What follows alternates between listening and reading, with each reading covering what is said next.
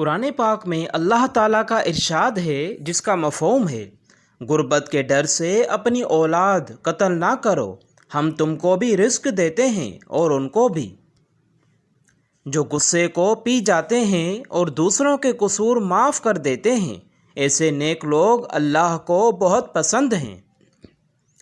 پیسہ آ جانا یا مشہور ہو جانا کامیابی نہیں ہوتی، 5 وقت کی نماز پڑھنا اور اپنے رب کے قریب ہو جانا کامیابی ہے۔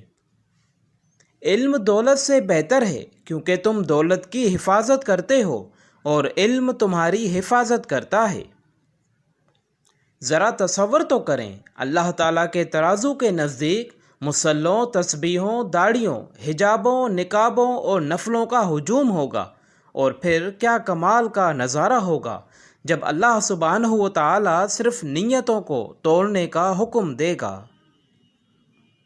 فرمان رسول صلی اللہ علیہ وآلہ وسلم ہے جس کا خلاصہ ہے، جب تم جنت کے باغیچوں کے پاس سے گزرو تو ضرور کچھ کھا لیا کرو، کچھ پی لیا کرو۔ صحابہ نے پوچھا، جنت کے باغیچے کیا ہیں؟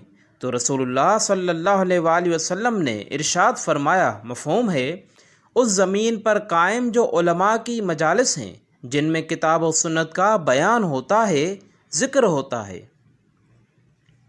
مومن کو پہنچنے والی ہر تکلیف، بیماری، غم، تھکاوٹ، فکر مندی کے بدلے اس کے گناہوں کو مٹا دیا جاتا ہے۔ تکلیف، اگر کسی انسان کو تمہاری وجہ سے تکلیف ہوتی ہے تو تمہارے سارے سجدے بیکار ہیں۔ لوگوں پرکھنا چھوڑ دو، تم نہیں جانتے کوئی اپنے اندر کیسی جنگ لڑ رہا ہے۔ جو لوگ آپ سے بغض یا حسد رکھتے ہیں ان سے نفرت نہ کریں، کیونکہ یہی اصل میں آپ کے فین ہیں جن کو یقین ہے کہ آپ ان سے بہتر ہیں۔ فرمان مصطفیٰ صلی اللہ علیہ وآلہ وسلم ہے، سب سے افضل صدقہ روٹھے ہوئے لوگوں میں صلح کرا دینا ہے۔ رشتہ توڑنا، فرمان مصطفیٰ صلی اللہ علیہ وآلہ وسلم ہے، جس قوم میں رشتہ داری توڑنے والا ہوتا ہے اس پر رحمت نہیں اترتی۔ فرمان مصطفیٰ صلی اللہ علیہ وآلہ وسلم ہے، بے شک اللہ پاک پریشان حالوں کی مدد کرنے والوں سے محبت فرماتا ہے۔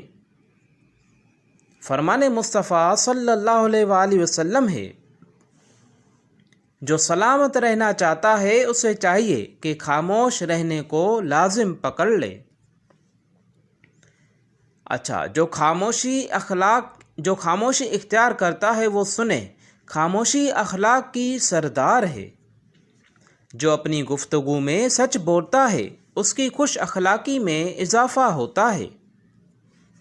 فرمان مصطفیٰ صلی اللہ علیہ وآلہ وسلم ہے، مفہوم ہے جب کوئی عورت اپنے بچے کو دودھ پلاتی ہے تو ہر گھونٹ پلانے پر ایسا اجر ملتا ہے کہ جیسے کسی جاندار کو زندہ کر دیا ہو۔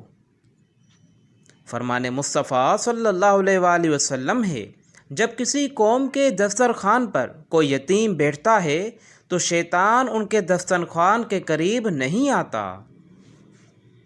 صبر ایسی چابی ہے جو بہت سی مشکلات کے حل کے دروازے کھول دیتی ہے۔ دنیا کی خوبصورتی انسان سے ہے اور انسان کی خوبصورتی انسانیت سے ہے۔ ہر انسان اپنے لیے آسانیاں چاہتا ہے، واحد ماں اور باپ ایسے ہیں جو خود مشقتیں اٹھا کر اپنی اولاد کے لیے آسانیاں چاہتے ہیں۔